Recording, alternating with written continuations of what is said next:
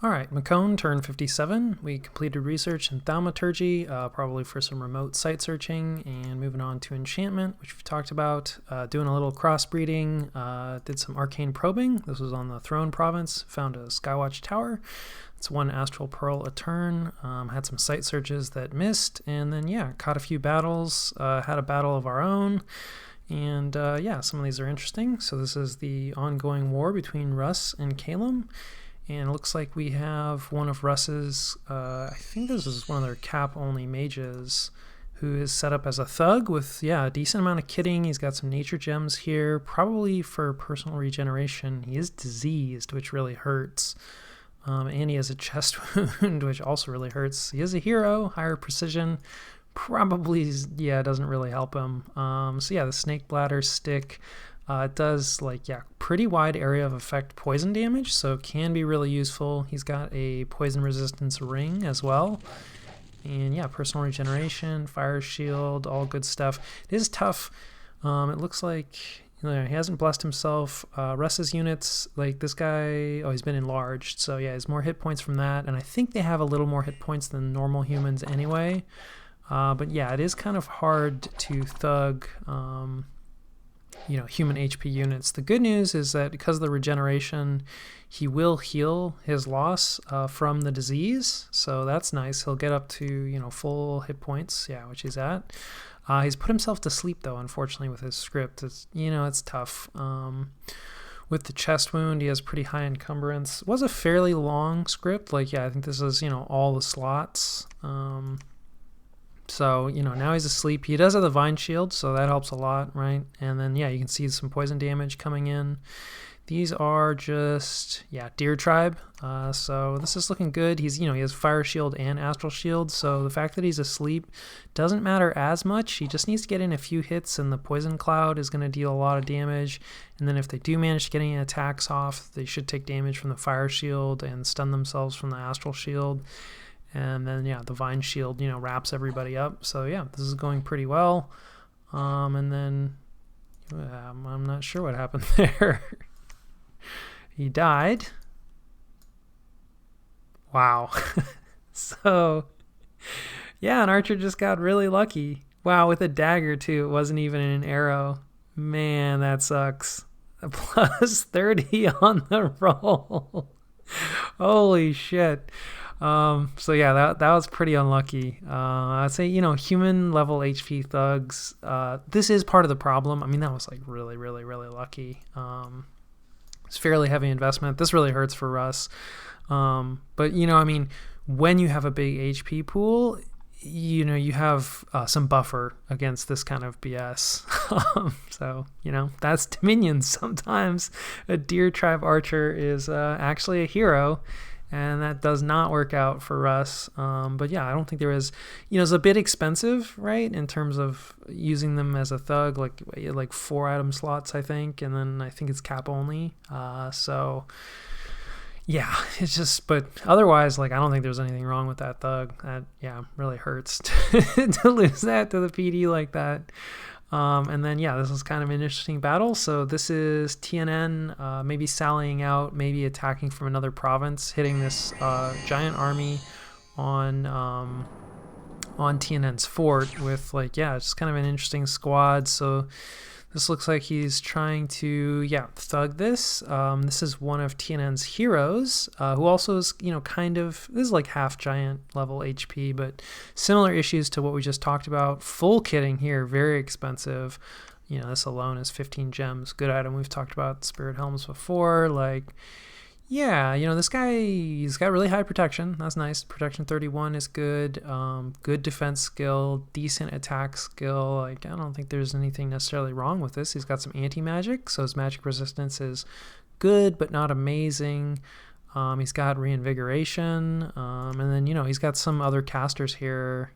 This is probably just defensive, hoping to keep this person alive, but they're just here. This is actually quite a bit of kitting for a Firbolg Druid. So this is probably just defensive for both of these, hoping to keep them alive, but pretty good chance that they die. I don't know. In this sort of situation, I feel like these buffers that are just here to help this hero He does have some afflictions. Ouch, chest wound and lost an eye.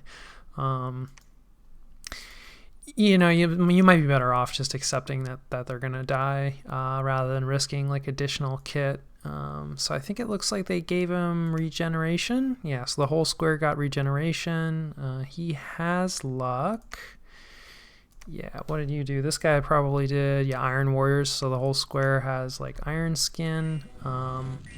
You're starting to take, I think, some Mind Burns there. Gift of the Hair, Temper Flesh. Temper Flesh is only going to help the Furbolg Druid, because I think that's personal, not for the whole square. But, you know, with the amount of kit that he has on the Druid, definitely worth it. And then, yeah, Gift of the Hair is speed. And then, yeah, here come the rocks. Which, like, is, yeah, it's going to hurt Arcocephali more. So it's like, even if TNN loses, it's like, if he can just get Arcocephali to drop a bunch of rocks and kill off a bunch of his sacreds, maybe still a worthwhile trade. Soul Slay would definitely be really scary. The fact that it's Perpetual Storm is really helping TNN right now, because otherwise, like, you know, these guys would be able to fly in really quickly. Legions of Steel, yeah, so really going to push the protection kind of up into the, not the stratosphere, but 33 is pretty good. That's going to be tough to chop through, and that is an issue, right? Like, these guys don't deal that much damage. You know, yeah, just human level strength, more or less. I think there's a little bit of strength on the Bless. Yeah, a little bit of strength on the Bless, which helps. Of course, Blood Surge isn't going to help too much, but yeah, there's a Soul Slay. And yeah, I think all of them got Soul Slayed, probably, because they all sort of just disappeared there. Let's go down to Commanders, and yeah, Soul Slay, and oh yeah, this guy just got killed by a Windlord, the Furbolg Druid, and then this guy also probably got Soul Slayed. Yeah, Soul Slay. So, you know, I mean, he's up against like a really big communion here. Well, I guess, I don't know, really big, but a big communion, definitely, right? And these mystics all get astral, right? So, like, anytime you're up against, like, an astral communion, you know, trying to send in just a small group of thugs like this, like, you really need to have very high magic resistance. And, I mean, not that the magic resistance was bad here. And, like, maybe some unlucky rolls, right? Like, they certainly could have tanked... Yeah, well, the buffers, their magic resistance is pretty low, so they're going to get Soul Slayed pretty quickly, right? But this guy's got a magic resistance of, 22, and he's got the amulet here, so it's not like TNN made no preparation. Kind of curious if there's any penetration gear on any of these mystics. I don't think any of these mystics are really getting kitted out from what I recall. It doesn't look like it. Always hard to say with a big communion. Don't want to click through all 16 of these guys, but from a random sampling, it didn't look like there was any penetration gear. So, 22 like could have lasted a little longer against those Soul Slays, but yeah, it's tough. You really need high MR if you're going to go up against an Astral Communion with thugs. That didn't work out. And then we caught a battle between Niflheim and Agartha. Just minimal PD, but this is interesting because, yeah, these two look like they're fighting now, which is good news for us. We weren't 100% sure what Niflheim was doing. Kind of had a big stack on our border. We do have a non-aggression pact with them, if I recall. But, anytime there's a giant stack of Nifl giants on your border, that's a little unnerving. So this is a good sign. Like, yeah, probably he's going to be moving those away. And then, yeah, these are the storms. So this is that same force from Arcocephali that we just saw, more or less. Does look like, yeah, there's a group of sacreds, like maybe just moved into the province, but they're not part of the storm. So those are probably water bottle elementals going in. Really nice, free elementals. Not too much in here. This looks like, a research park. Yeah, no items. There are gems, definitely. So like a lot of swarm coming out. That's really good. This guy's not kitted, so no thug or anything. Swarm is, gonna block the gate. TNN's archers are, just regular slingers, so not very good. That's definitely nice. Sounds like a lot more swarm. Yeah, just a ton of swarm and a bunch of earth elementals. So like, yeah, this is a good use of like research mages. Definitely, this takes it from a battle that was going to be really easy and is now going to be a little more annoying. Flaming arrows coming out from Arcocephali, definitely useful. We've talked about slingers and flaming arrows. I think that is a combination that they like. Otherwise, yeah, not seeing any army-wide buffs here just yet. Mystic Communion is present. Rocks are dropping. So yeah, the rocks are super dangerous, but like obviously losing bugs to the rocks, no big deal. The Furbolg druids, are getting taken out by the occasional sling, magma eruption there.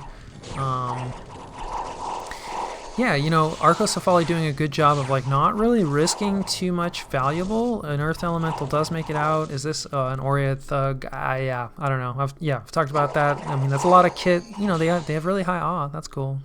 Earth Elemental's not going to care about that awe. It's dangerous. But they are good. They're good chassis for sure. Just, you know, not a lot of hit points. A lot of blade winds coming out. You know, projectiles, whether it be from spells or, you know, archers or slingers, not very effective. The guys on the walls get a bonus. Some magma eruptions coming out, probably from the communion, from the mystics. So the bugs are mostly dead. You know, I mean, blade wind's gonna be really effective against them. The earth elementals aren't gonna care too much about the blade wind. This is a lot of flaming projectiles. They are gonna care about that. And, you know, there's some lightning bolts coming down.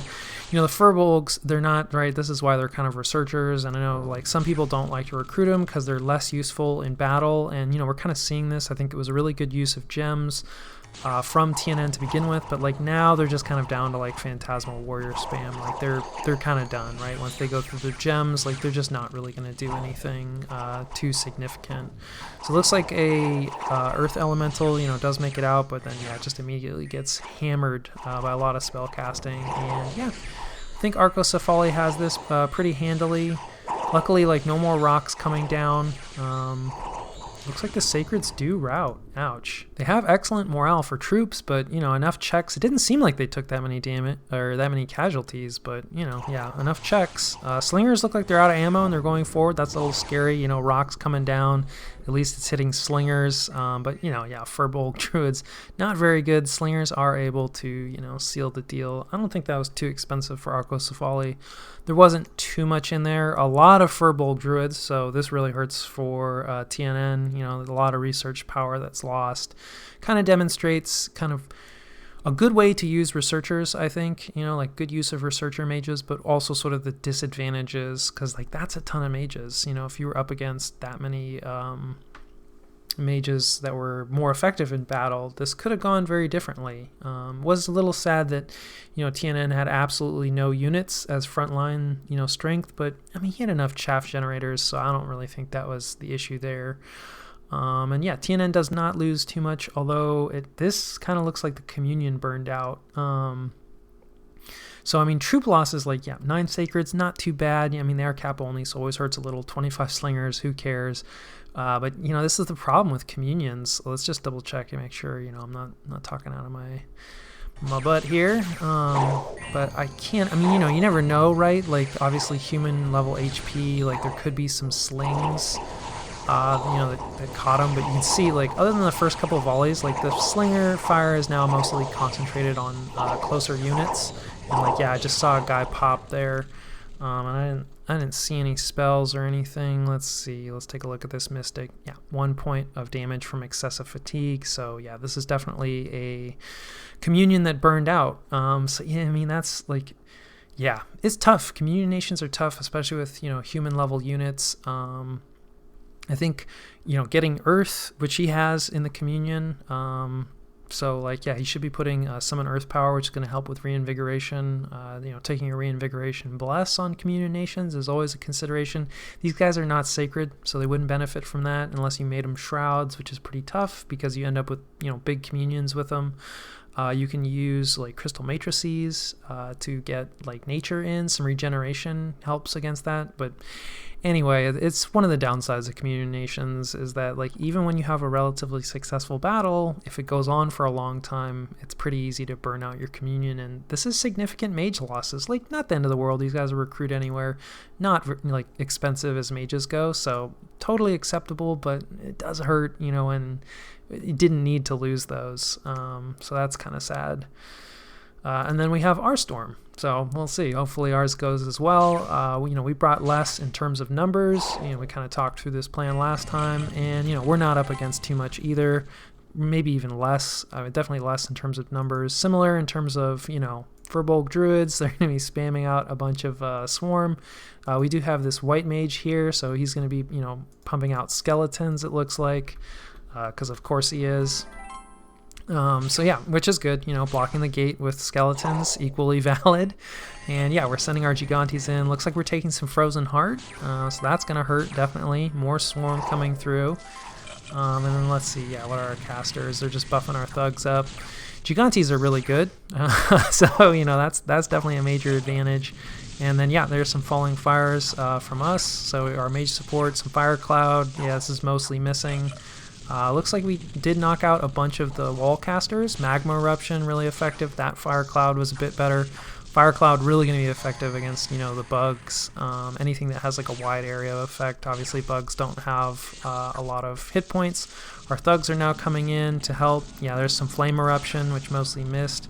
Is this guy retreating? Man, we gave him a morale hat and everything. Like, what the heck, buddy? So that's a little frustrating. But, one of our other thugs is in, and our Gigantes are doing fine. And I think this is probably, Thune. He's got his gear, and, he's trying to get in. Of course, like, there is always storm, perpetual storm, so nobody can fly. But yeah, I think we're going to be okay. Some Flame Eruptions here, more Flame Eruptions. It does hurt our Gigantes a little bit, but with the really heavy protection, they are somewhat protected against fire damage. There's an Incinerate there. Our Thug finally gets through, more Incinerate, and that went pretty well overall, I would say. Not that we were up against too much. And yeah, we lose 3 Gigante Hoplites, totally acceptable. And, we take out what's in there, which is, not too much. Like, again, kind of more of a research center. And like I said, this is probably the fort that TNN has owned for the least amount of time. So they've haven't had as much time to build up, defenses, build up mages there. And we found a Skull Staff, which is a really nice find in terms of items. And then, yeah, our Polemark retreated successfully, at least. You coward. So that went pretty well overall. And then, yeah, we found ore deposits in Marverni and got some fire gems. And then, yeah, just some patrolling. All right, so what are we up to? Not too much at this point, like other than defending our territory, and we would like to pick this up. This was a place that Atlantis was, so if we can pick it up before Atlantis gets back in, while Sea of Ice is still up, that would be ideal. But this is pretty much the last province that we're interested in grabbing from TNN, and I'd let Arcosafali know that he's fine to move through here. Like, this province is his as far as he's concerned. But yeah, not really planning on going after the capital. I think Arcosafali did well enough. They'll probably be moving forward to capture that in the turns to come. I guess if Arcosafali gets completely turned around, then maybe we'll have to go after TNN's capital. But yeah, I think the polite thing to do is to leave it for them. And considering that we see a Therados flag down here, yeah, I'd say TNN has a lot of problems. I know that there was some discussion back and forth. Therados was not thrilled that Sea of Ice went up. So I think they did have a non-aggression pact, but I think Therados considered that more or less null and void when Sea of Ice went up. So there's some discussion about that, but yeah, I would say TNN has a lot of issues now, and they're probably down to it, right? If Therados has made it this deep, there's a good chance that they're either sieging or have taken Baratos. And there's a lot of valuable provinces down here, so I'd say TNN is probably done here. That said, they do still have really strong research. If we look at the score graphs, right, we can see the research. Yeah, this right here is TNN. So even though they're kind of down to it probably in territory, they have a lot of mages. So maybe too early to be saying that they're done, but considering they're fighting probably 3 people, well, yeah, definitely 3 people, maybe 4, not sure where Atlantis went. Obviously it's hard for the underwater nations to reinforce, but yeah, they have a lot of enemies. They've lost a lot of territory. They've lost some infrastructure now. I'd say they're in trouble. So at this point, it's kind of just build up mages. We're not really building any troops. We probably have our upkeep situation is not great. Still, we're kind of at the limit. Not the limit, but don't really want to go too much higher than this in terms of upkeep to income ratio. So we have a lot of troops. We don't really need more. We are starting to get some human hoplites up here just because they're very cheap and slow to bring in. And we are going to need more of them because I've talked about we have a ton of Peltas, but they're a lot less useful now with Perpetual Storm. We are upgrading this fort here. and we're starting to do our death site searching. Like most of this movement is like site searchers, because we still need to do some site searching. We are like bringing a group together here of polomarchs who are going to be looking to grab this province from these storm demons, and we are moving a commander out here on the throne, because we would like to eventually build a fort there, but our money situation is not great. We are moving the army out, the majority of it. We're leaving a few things behind. I think just the force that stormed, more or less, so a few Gigantes. Like, we have a non-aggression pact with Arcocephali. Like, I'm not expecting them to attack or break that or anything like that, but yeah, I mean, it's a capital. Like, I'd like to leave it defended. We didn't have enough money to really put much in the way of PD here, so you never know when independents are going to attack. We're building a temple here immediately, and we're going to build a... Oh, no, there's already a lab here. Yeah, so we're going to start getting mages next turn, because, we need a temple for all of our mages.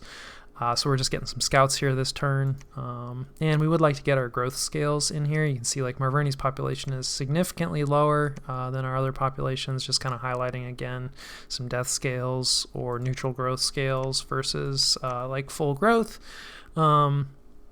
Continuing our lightless lantern production, and we're getting a flesh eater this turn, just like a useful item for berserking, forging a water bracelet to help with our water site searching. And I think that covers turn 57. All right, Mekone, turn 58. We had a couple of throne claims. Looks like this is I believe. And then this is probably, this has got to be Atlantis, getting some throne claims in. We finished research in Enchantment 5, moving on to 6, which we've discussed. Arcane Probing missed, as happens. Harosphex missed, as happens, but we did find a magic site here, Singing Stones. I think this is, what is this? Air and Earth. Nice. So 2 gem site. That is very nice. But otherwise our site searching did not work out. We caught a few battles between Russ and Calum, which is mildly interesting. This is a vampire thug. He likes these snake bladder sticks. They are good items, definitely. And, I don't, like, Calum doesn't really have any, they have a lot of resistances, their default troops, right? They have shock and cold resistance built in, and I think, like, their Eagle Kings have fire resistance built in. This is a lot of stuff to be thugging against. These guys aren't going to care about the poison. Vampires fly? No, they don't fly. Do they fly? They do fly, but it's Storm, and they don't have Storm Flyer, so... otherwise, this vampire is, resistant to fire. I think they have weakness to fire normally. So this guy's a little resistant from a decent amount of gear. They don't have any built-in protection, but they do have built-in invulnerability. And the invulnerability is not going to matter because, Calum's default troops, not all of them, but, the ones that people usually recruit, they just have magic weapons. So the invulnerability does not matter at all. A little bit of Legions of Steel. There's a lot of stuff to be thugging against. Probably Strength of Giants too. No Strength of Giants. But this guy doesn't have a ton of protection. Like, protection 17, it's not terrible. It's good, but it's not great. And like for a thug, this guy's a hero. That's kind of cool. Increased attack skill. Not a bad thing. His defense is not great though, and it's already being harassed down.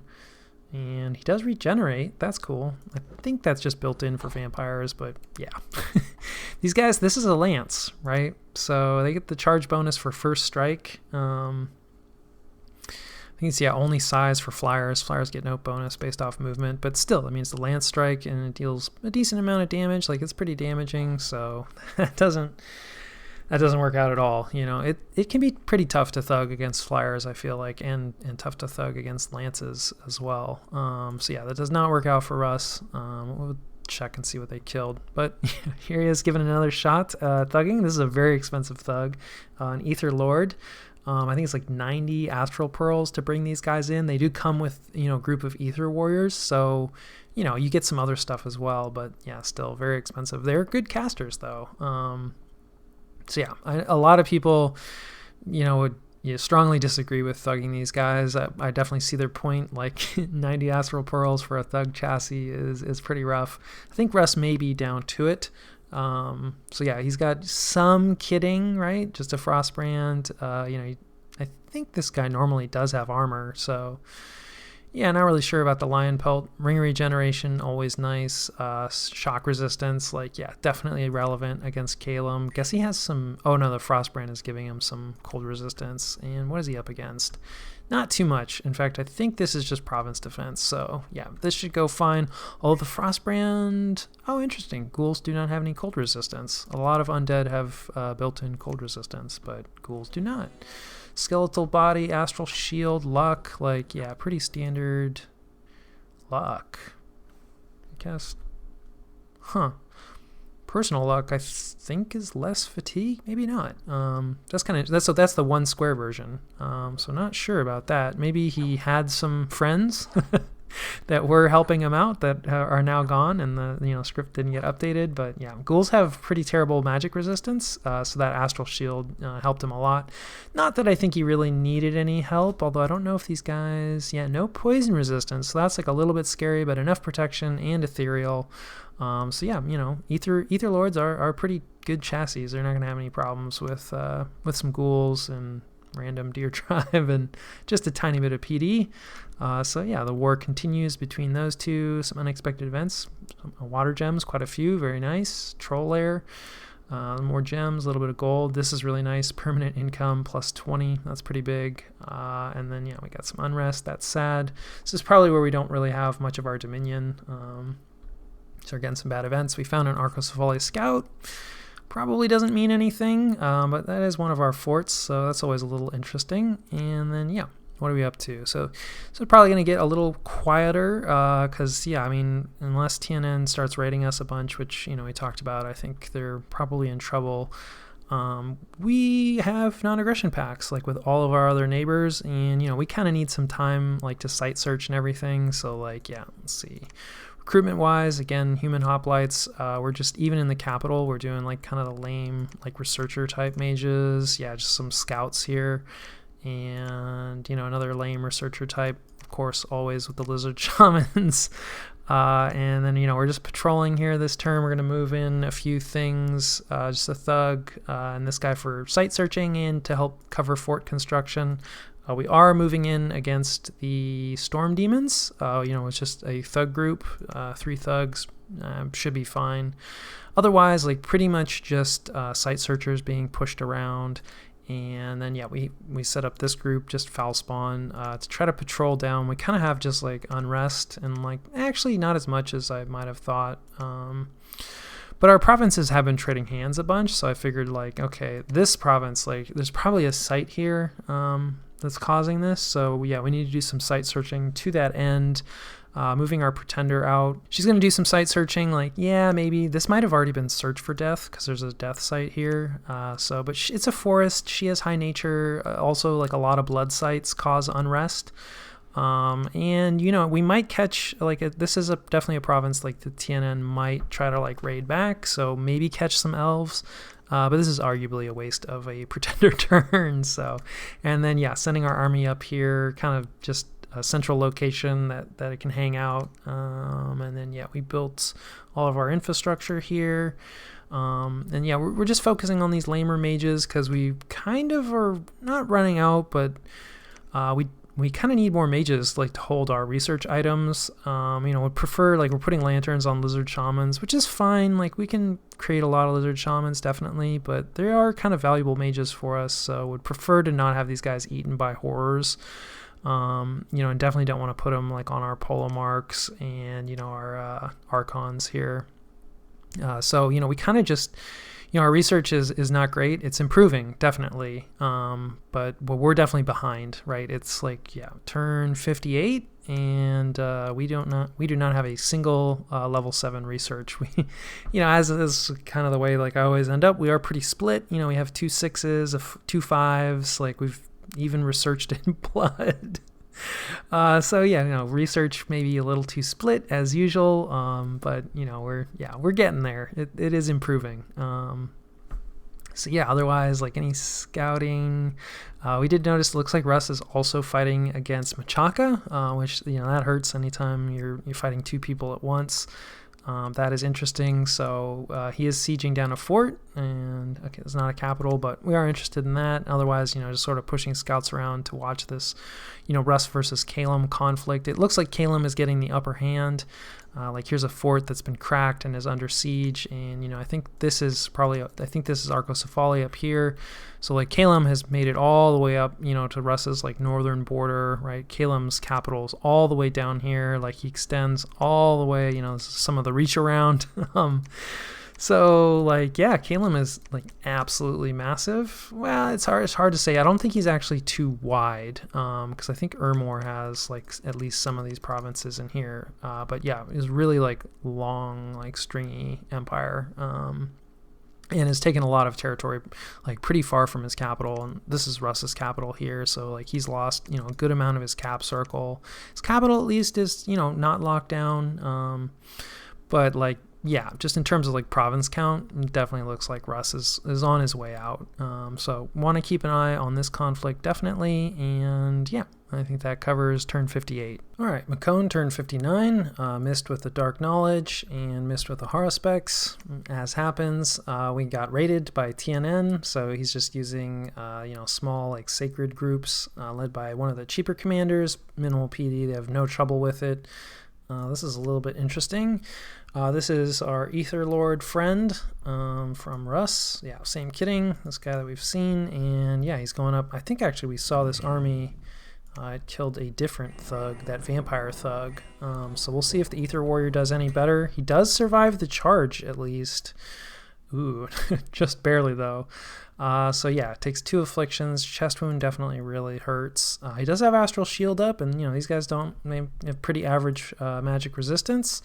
So that'll be good. Will eventually, not eventually, but fairly quickly reduce the number of attacks that he sees. But yeah, it doesn't matter. Someone kills him. Let's see, what got him in the end. Yeah, just a Spirehorn warrior, like pretty much unbuffed. One of the nice things about Ether Lords as a chassis is they have ethereal, but again, the built-in magic weapons, so Calum does not care. And yeah, that really hurts, I think, for Russ. Because yeah, he gets no kills, loses some gear, and a very expensive thug chassis. So definitely one of the downsides of using like Ether Lords as thugs. And then yeah, this is just a ping from Machaka, so I think he just wants to see like what's on top of this fort. And yeah, looks like a decent amount, like 70 of are these the sacreds? I can't ever remember. I think they are. There are definitely some skin shifters out there that are not sacred. Yeah, these are sacreds, and pretty nasty. So 70 of those guys, that's scary. Not too much in the way of mage support, like a little bit, like 4 mages, like yeah, maybe. Still though, like that's a scary army, so I don't know what Machaka has in that fort, but at least not enough. Like Russ didn't choose to storm, it looks like.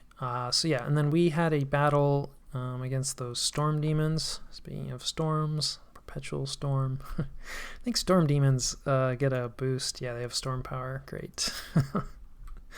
So yeah, our thugs going through their script. Here comes the lightning. Luckily at long range here, like pretty low precision. Like yeah, most of it misses. We are rolling around. Pretty much everybody I think has the shock plates at this point. Yeah, everybody's got the shock plates. There's just there's been a lot of lightning. You can see like this guy still takes some damage and gets stunned. He does have a ring regeneration though, so pretty safe, because it's going to reduce the damage down by a lot. And some of these lightnings are also trying to shoot at our imps. So while we are getting hit and we are taking some stuns. Yeah, let's see. This guy cast Iron Skin on somebody. Fantastic. I hope that wasn't some imps. We do have some of these guys on advance and cast spells. And this guy does have a Frostbrand. I don't think these guys... Yeah, they have no resistance to cold. So he should cut through them pretty well. There's a Magma Eruption. It missed, sadly. Storm, of course, lowering precision. Temper Flesh, AI loves to buff themselves, but yeah, this works out pretty well. There you go, Flame Eruption, decently useful. So yeah, there's no problem. Like, we were pretty well kitted to fight those storm demons, and this wasn't like too many storm demons, although Doesn't take that many storm demons to be dangerous, especially against thugs. But we were pretty well kitted for anti-air stuff. And then same kind of group from TNN raiding another province, pretty minimal PD. And then I think this is the same Kalem army that we saw, and they are storming a fort that's pretty much empty. Just a few researchers. That's sad to lose a Dwarven hammer, but Russ is kind of down to it, so probably not as focused on this game. And doesn't really have a lot of other mages to even give that hammer to. Village Wells, of course, always with the red. 10 nature gems, that is really nice. Luck, demonstrating that's nice. Lose some defense here, that's sad. Cloud Mage joins, searching for the Singing Stones. Pretty sure we just found that, buddy, so it's fine, you can go research for us. Some idiot burning Fairy Woods, and then Bane Venom Charm, lovely.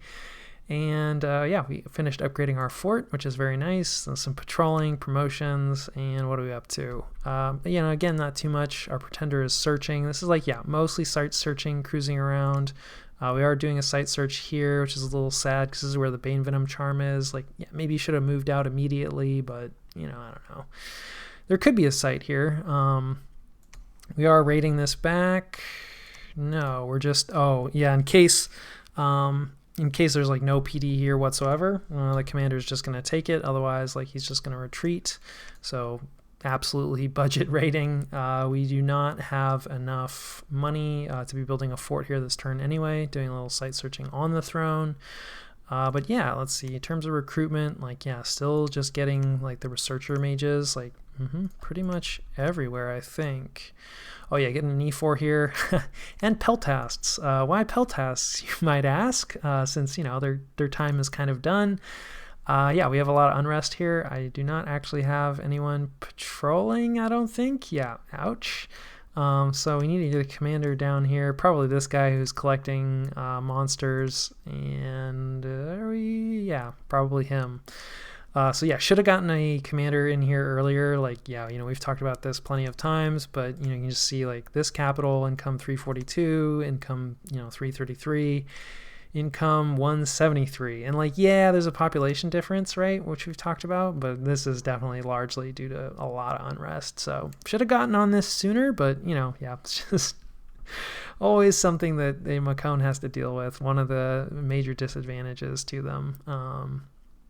Other than that, just leaving the scout here. This fort is cracked, so Russ didn't choose to go in. I think it was cracked last turn.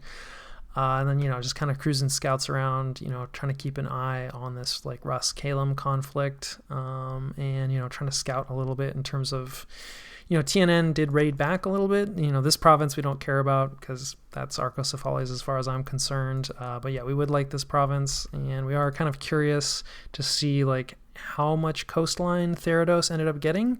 This ended up turning neutral, so I guess an independent attack that they lost it to. But we are curious to see how much Therados is on the coast, and how reduced. I kind of assumed that since Therados made it that far in, that all the rest of this was their territory, but it's not necessarily true. Sometimes people just march in and do really deep raiding and don't really worry about holding territory behind them. So maybe that's what that was. We'll see with our scouts. I think that covers turn 59. All right, Mekone, turn 60. We can see our site searching is going really well. We finished research in Enchantment 6, going on to Conjuration. We'll talk some more about that later. Dire Portent, always good news. This one is actually not too bad. This is Stellar Focus, which I think is only 5 Astral Pearls a turn. It's not a lot. It even kind of disses it in the message. And then this is Agartha that put it up, so not somebody that we're likely to be fighting against. So as far as Dire Portents go, that's pretty good news. And then our remote site searching did a lot better. So we found a Temple of Darkness, which is kind of a cool site. So we'll talk about that in a second. And then we missed with our arcane probing, but our Haruspex. Found a Whispering Woods, which is a cool site. So we'll talk about that as well. And then Kalem using a remote attack spell against pretty much empty province that Russ has. So that works out for him. And then, we talked about our site searching, and then our commander did manage to take control of this province, so there was no PD there. TNN definitely, strapped for cash at this point. And then some unexpected events, of course. Yeah, people running away, maybe demons, a few air gems, and some gold, which is nice, because, we really do need gold. And then we lose a scout on top of Russ. And actually, this is probably worth taking a look at, kind of interesting to see what they're patrolling on their capital. They do have a good amount of stuff, right? So here's those Ether Warriors that I was talking about that he got, no doubt, from... And these are just a few more Ether Warriors from summoning in that Ether Lord. And then, a decent amount of PD, a few trolls, probably from summoning a Troll King, maybe some other casters in here. Yeah, this guy's... I don't know, air elementals maybe? A ton of these firebirds who have this fortune bringer, or bringer of fortune. So it just increases the likelihood that there's going to be like a good event. And this is one of those units and one of those abilities that people argue about a lot. Some people swear by it, and some people think it is a huge waste of time and gems and effort. I have no idea. I don't have enough experience to really weigh in, but clearly this this player has invested in that strategy. So definitely interesting. I don't think they're great in combat. They have, wow, some of these have been diseased. This is probably like some Bane Venom Charm stuff. Maybe not. Maybe supply issues. But they don't have a lot of hit points anyway, even when they're not diseased, and they have, terrible protection. Their skills are actually okay, and they have like this Flame Burst, which I think is not area of effect, it looks like. But at least like a lot of fire damage. So yeah, but I don't think people get them for combat. So, the fact that they're part of the patrol group, yeah, I mean, we know things are not looking good here for us. That covers it. So in terms of what we are up to, like again, just more site searching, cruising around. Let's talk about this Temple of Darkness. So we can have a Death Mage enter to summon Shades and Shadow Soldiers. I think these guys are probably good enough that it's worth it. Always hard to say. You get the rate at which you get these is just so slow that most of the time I feel like it's probably not worth it. But we will probably take advantage of this. And then the other site that we found up here was turning into like a really valuable province. Whispering Woods, really nice. 2 gems, also enables recruitment of Enchantress. I do like these mages. But in some of my other playthroughs, I used to always just jump on them. I think we're not actually really going to take advantage of them this game. We'll see. But not planning on it, at least. They get a lot of like random elemental access, and like Mekone has pretty good elemental access anyway, right? Like they're pretty unlikely to get higher air than we get. You're not going to get higher fire access than we get. The water is like one of the places where they might help us, maybe, but they're so random. You'd have to recruit a lot, like, to get, so it's just like a lot of these paths, like Earth, like we don't care about. Nature, like they would provide us nice nature access because they're guaranteed nature 1. So there's a pretty good chance they're going to be nature 2 and, up to like nature 3, maybe even in theory nature 4, but very unlikely. And, we don't really have good nature access, and that is a more likely path that they're going to get higher access in. But in terms of battle magic, we're kind of covered with our lizard shamans, they're, the enchantresses are not likely to be greater than nature 2, right? Like you'll get some nature 3s, sure, and those are useful, but like, is it really worth, putting a lab and everything up here? I don't know. Not really planning on utilizing them. But otherwise, like continuing to push around like all kinds of site searchers, like really like trying to get our site searching in. Recruitment wise, we're not doing too much. We are building a lab here on top of this throne in anticipation of, building a fort, but like, we're really kind of hurting on money. You can see like no capital mage recruitment, ouch. And then just getting scouts here again. We are getting a bone reader here, which is maybe a little questionable. These guys are kind of expensive for what they offer, but we are trying to kind of break better. Our death income is actually okay, but it's not great, and we haven't actually done very much. Like we've done some death site searching, but quite a bit of our lands have not been searched for death.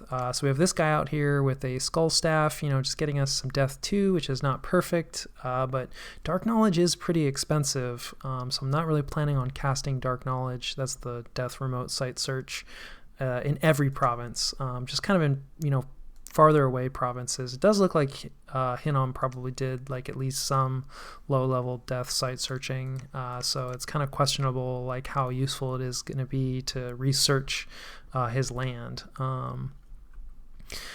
So yeah, I think that covers the majority of it. Like otherwise, cruising around, like trying to keep an eye on Calum-Russ conflict. It looks like Russ decided to move off of this Machakan fort that he'd cracked, which is always a little sad anytime you give that up. But there was Machaca's like monster pretender, who I think, ate somebody really early, and this was probably kind of scary, was in there with a bunch of like pygmies, and Buddhas are a pretty good caster. Like, yeah, this would be a really nasty fort to take, I think. And considering how much pressure he's under elsewhere, like totally makes sense. So yeah, let's take a look at graphs and all that kind of stuff, since turn 60.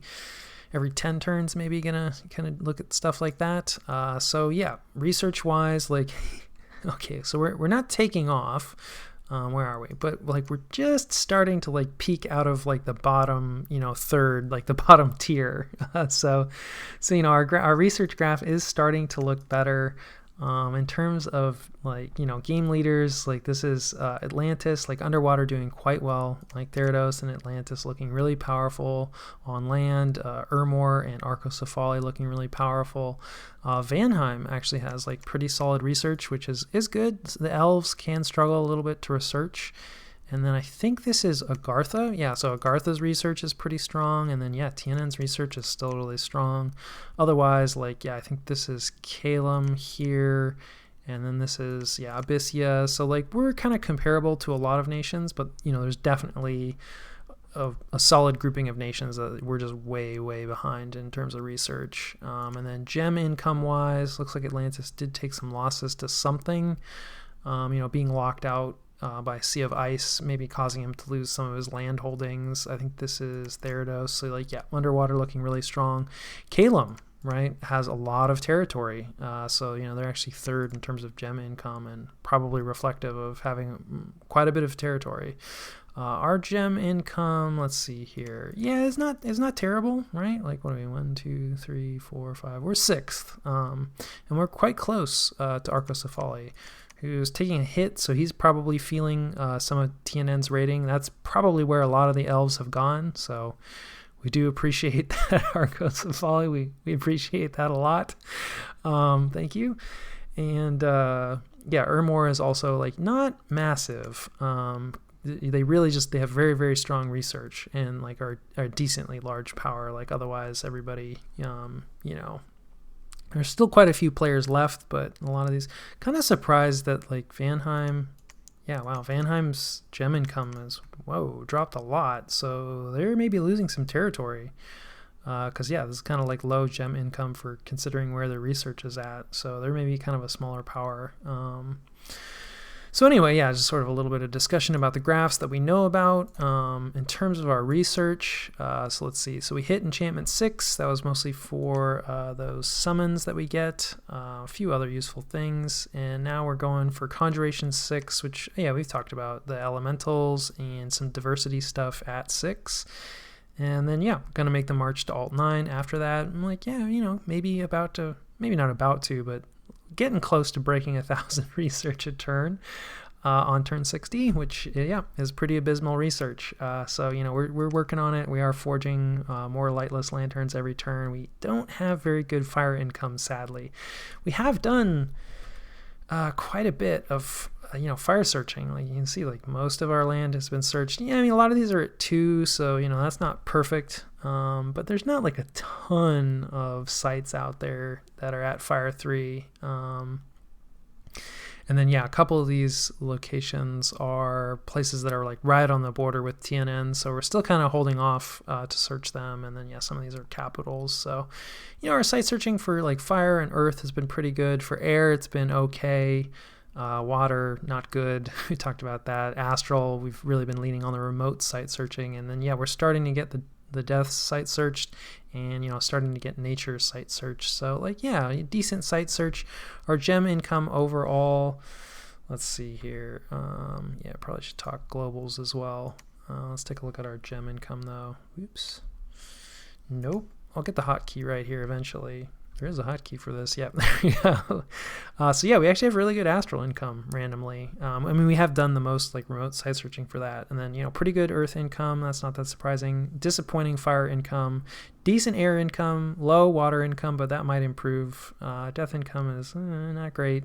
Nature is okay. Surprising amount of blood slave income, just from sites. So, not fantastic gem income, but not bad either.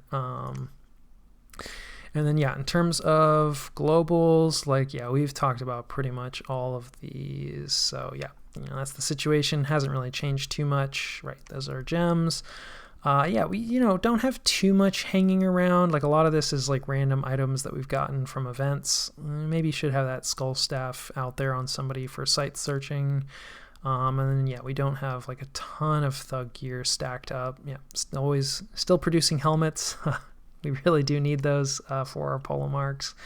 And so, yeah, I think that kind of covers the situation, and also turn 60.